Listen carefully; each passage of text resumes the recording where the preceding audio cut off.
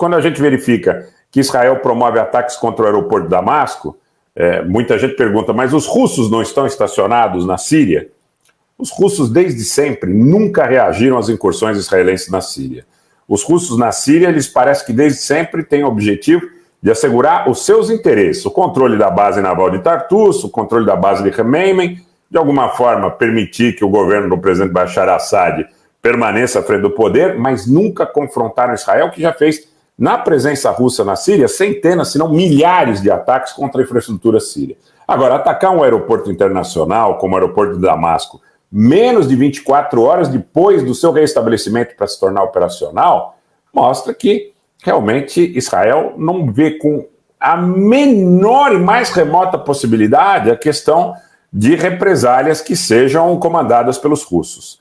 Então, quando eu falo, boa noite, Ana Paula Mendes, seja bem-vinda. Quando eu falo, eu mostro os fatos. Eu não estou fazendo elucubrações no vazio. Eu não estou dando chute, eu não estou dando palpite, eu não estou fazendo discurso russofóbico, eu não estou falando porque sou armênio e fiquei chateado porque a Rússia se aliou ao Azerbaijão. Eu estou mostrando fatos.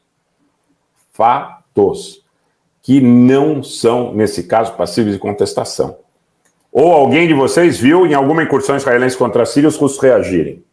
Ou, se vocês querem migrar para a questão do Azerbaijão e da Turquia, quando o Azerbaijão e a Turquia mataram soldados russos, derrubaram helicópteros, derrubaram aviões, em várias situações que nós podemos aqui enumerar, houve alguma reação da Federação Russa? Não houve. Então, estou mostrando fatos. Fatos. A grande realidade, a que o Luiz está trazendo, que a Rússia não ganharia nada se opondo a Israel, Luiz, tentam vender como propaganda a ideia que a Rússia seria uma potência contra-hegemônica, e é impossível não fazer associação entre Estados Unidos e Israel, entre os interesses dos Estados Unidos e Israel. Se realmente o conflito ucraniano e o conflito Israel-Gaza tivessem alguma conotação de semelhança, de mera semelhança que fosse, tá?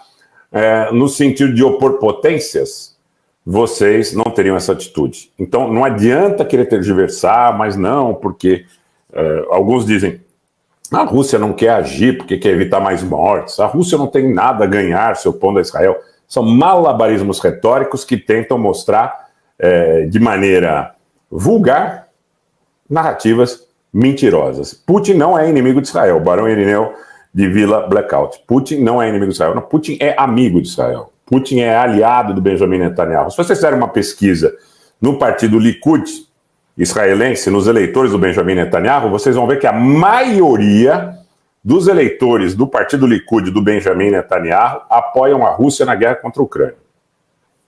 Essa é a realidade. Essa é a realidade.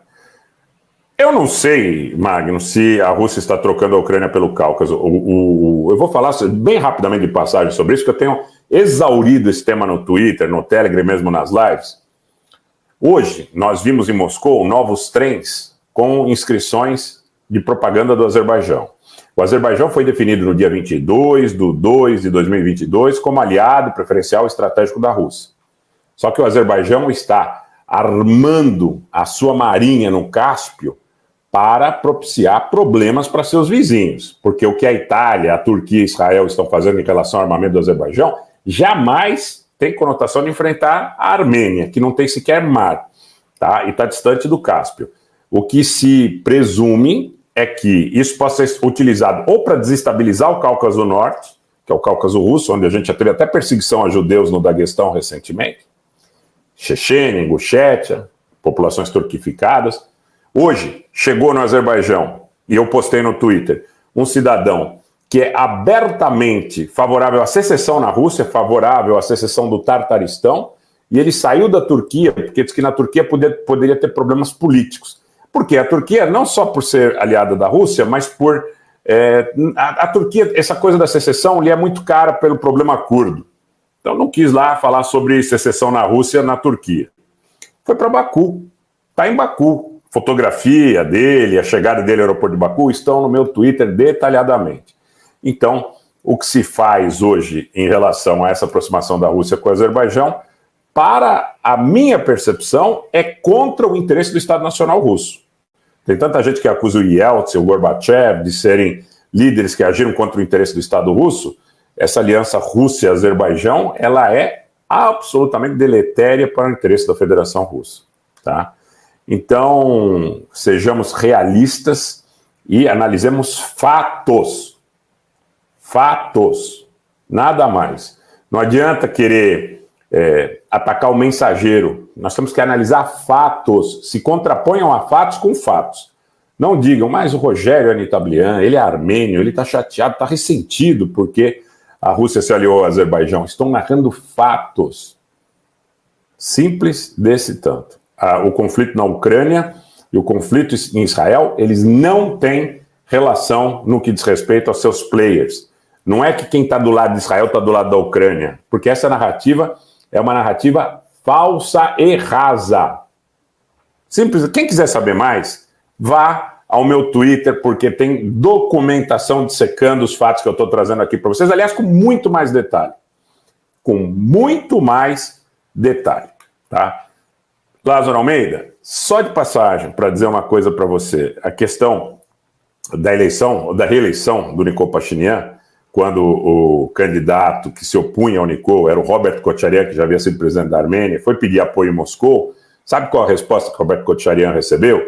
Que não era interessante para Moscou apoiá-lo, apesar de ele ser próximo do Putin, porque eles não queriam que houvesse um conflito entre a Armênia e a Azerbaijão.